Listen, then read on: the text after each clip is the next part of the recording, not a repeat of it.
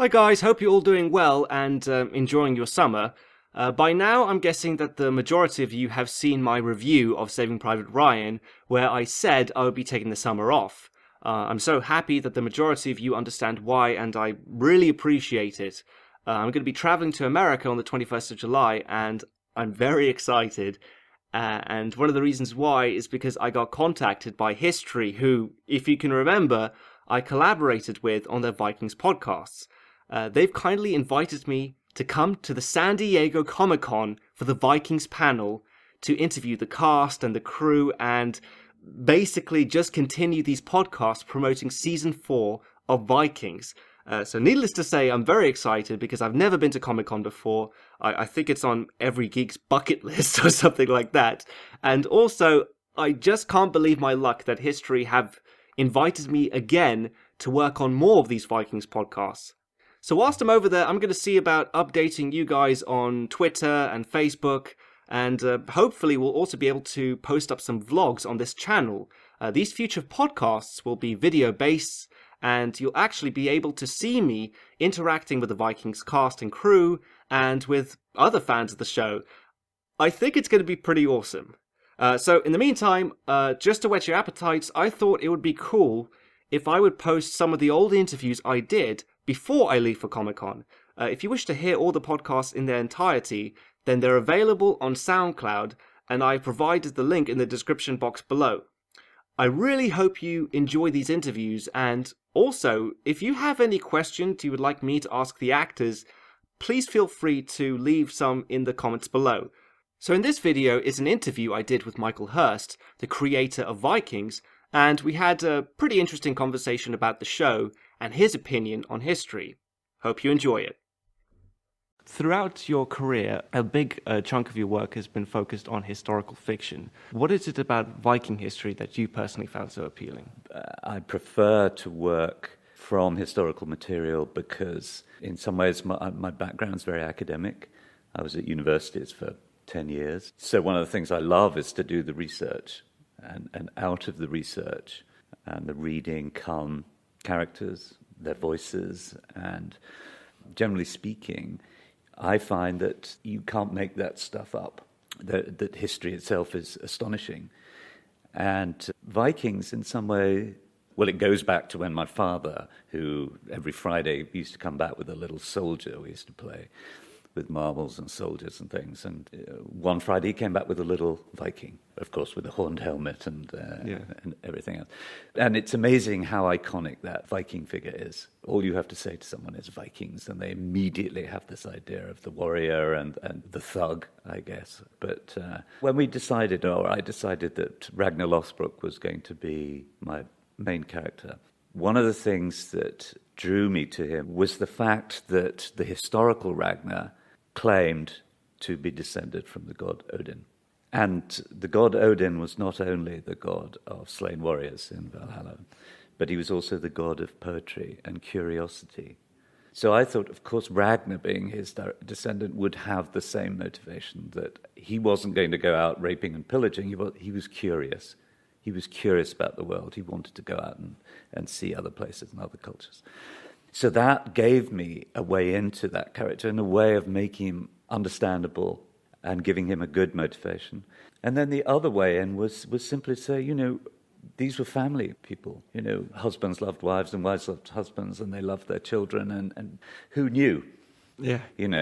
So it's been a fantastic journey for me, and with now some absolutely amazing characters who are some of my best friends. Yeah. Well, also just the fact that the TV show talks about the sagas and, Ragnar sagas in particular. Yeah, yes. But I also saw like a little element of other sagas into the show as well. There was an episode with Ivar playing that game, and correct me if I'm wrong, but it seems to be adapted from a Viking called Egil Skallagrimsson. Mm-hmm. Do you adapt from a lot of other sagas, a lot of other Viking history into the show?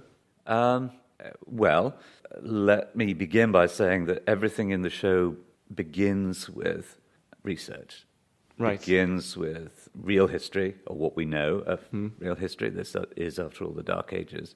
And I have a historical consultant as well, who gives me material. So everything starts with that, but I'm not a historian and I'm not writing a documentary. I'm a dramatist and a writer.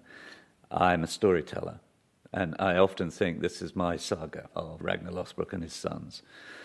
And in order to write stories, you have to find drama, which means with the material you have to carve out of that shape and form, which is my craft and job, which means to some extent taking different bits from different parts of history, finding the connections between things. And as long as it's plausible, it plausibly fits into the whole Viking world that we've created. And as long as that it's authentic, or as authentic as we can make it. Yeah.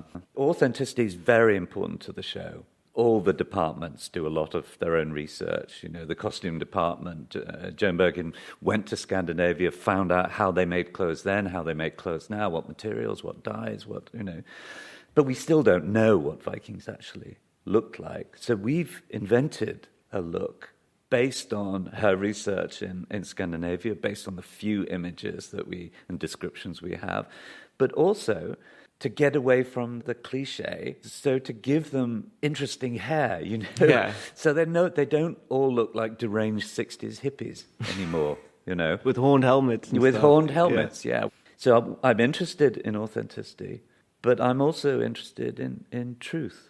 Does it come out of and reflect on the sagas? Which, by the way, the sagas were written after the Viking Age, the end of the Viking Age, were written down, by an Icelandic monk. So that's gone through his imagination as well. It's wonderful because it's ongoing, changing, evolving storytelling. And the sagas, they're wonderful material for me. Yeah. Are you ever frustrated by our lack of knowledge of the time period, or does it actually give you more creative freedom to do what you want? I would say it does give me freedom, which is a good thing. A lot of my inspiration comes from reading, researching, and the drier the book is, dry historical accounts and verbatim accounts of things, the more exciting it usually is. And I get a lot of information from footnotes, things that don't quite fit into the story that the historian wants to tell, which may be little personal details. So I'm forever beachcombing. I'm picking up little nuggets along the way that I can expand and work with, and that might give me just some insight into one of the characters. In a sense, historians write from the outside, but as a dramatist, I'm working from the inside. So a historian will describe what someone wore, will describe what they said. I'm working much more with what they felt. What did they feel in that situation when they said that? How did they say that? What was, so it's a different activity often, but using the same sort of sources. Well, a lot of the actors I've spoken to so far say that you give them a lot of creative freedom. Like, what is that actually like working with the actors? I've encouraged collaboration, both with directors, with indeed all the departments, and I love giving them enough freedom so that they can, one, enjoy what they're doing, and secondly, give me something back. I want to be astonished. I want to be amused or shocked. So if I'm dictating to everyone, which I believe some showrunners do, I think they miss out on the opportunity of being surprised and pleased and thrilled by what they get back. Like Travis Fimmel licking the seer's hand. Yes. I'm not sure if that was a joke originally or if it really was like a great improvised scene. That was the idea of our first director, Johan Renck. I wanted a Scandinavian director to begin with, because I thought that would get us close to authenticity as we could get. Also, I thought the way he spoke, because we were casting Australians, Irish, Canadians, Brits, and they all spoke, of course, in different accents. So there was a big discussion about how do our Vikings sound, and I said they sound like Johan Renck, who spoke wonderful English, but with a pronounced, accent. Are all the accents based on his? Yeah. Oh, wow, okay. Yeah. And I've encouraged actors to come and talk to me. And Travis, with his script very, very closely annotated, we would have to go through it line by line, word by word. and he would have very strong opinions about things. And both he and I got very nervous when the time for our meetings would occur, and neither of us knew why, because in the end it was always constructive.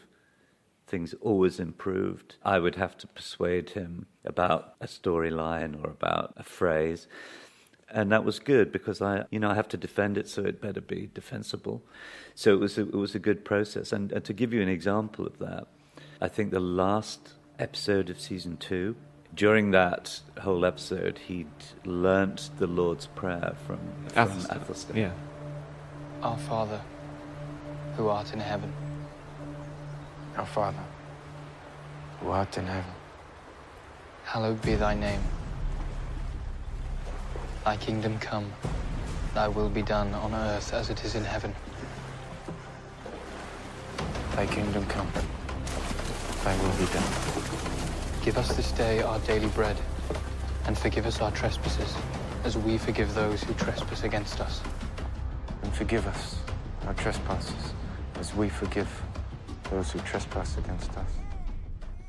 And Travis came to our meeting and said, I have an idea. He said, I don't want to say anything in this episode except the Lord's Prayer. In the entire episode? In the entire episode. And he said, you can give my lines to Bjorn or whoever else, but I don't want to say anything, just the Lord's Prayer. And I said, oh, that's interesting, Travis. And so I looked through the script and I thought, well, yeah, that can work. And I thought it was a very cool idea as well. Yeah, usually actors fight for lines. Yes, they do. That's right. I thought that's so cool.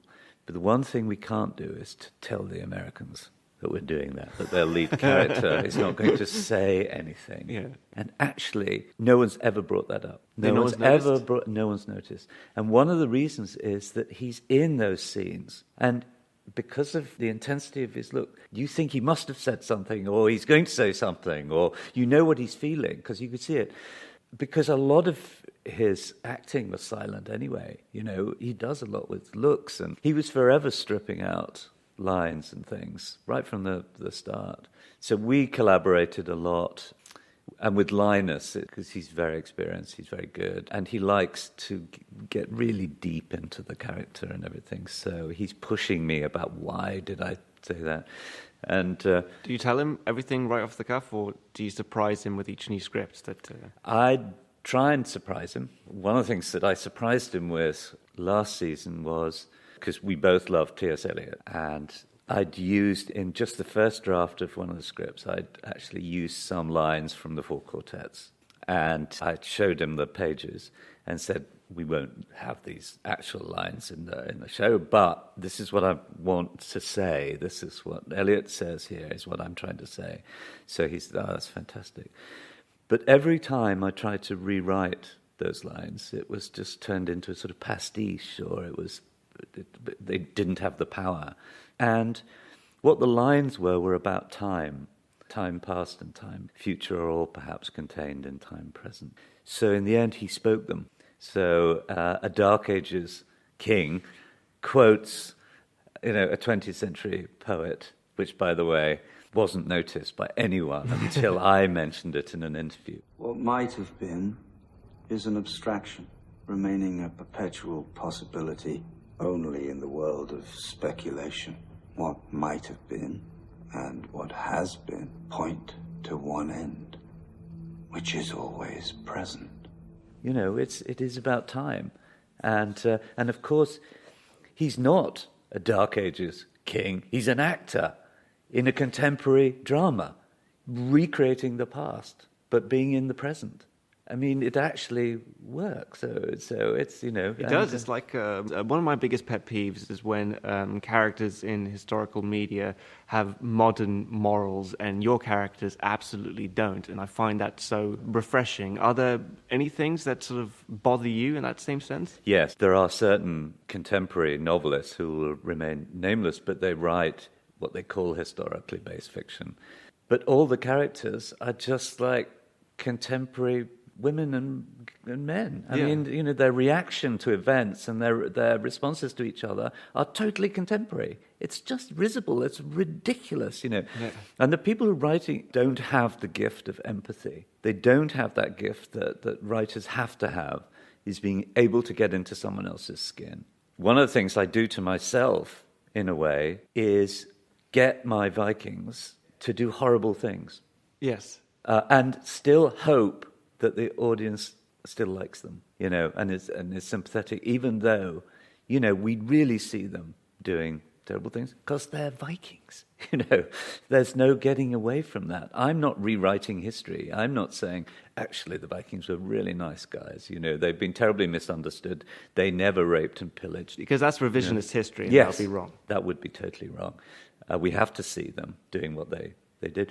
But we have to see it in a much wider context, which is what we're doing. Yeah, but you handled it in a very respectful and mature way, and I think that's what audiences kind of respect from that. I mean, just to go back a little bit and to explain something. Of course, I noted that people said, the attack on Paris, that actually happened later. So what? I have to wait till season 9 before I can show that. Well, you'd be 100 years old by that point. But the point was that in this game, you never know whether the next season is going to be picked up or not, and they don't decide that until well into the screening of the season before, and they look at the audience figures. It's a ruthless game, So I knew, obviously, about the attack on Paris, and I wasn't going to miss out on that, So I brought that forward, obviously and deliberately, just so we had it, so we could do it. And boy, did we do it well, I think. Yes, you did. Yeah, I messed around a bit, with this a little bit. Okay. The fact that you've made it authentic to the time period is something that I truly appreciate. And it encourages people to sort of research on their own, to find a bit more about the time period. And Justin, the historical advisor, said, when you think about it, it's amazing, because that site of Dark Ages Paris, with its Roman walls, and existed on the Ile de la Cité, where Notre Dame is, that was Paris. Yeah. That hasn't been seen for hundreds of years. And it's like we've resuscitated at least 4 dead languages.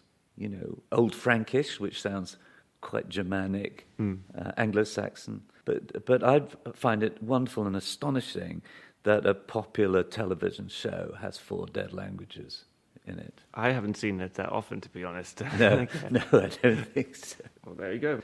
And thank you so much for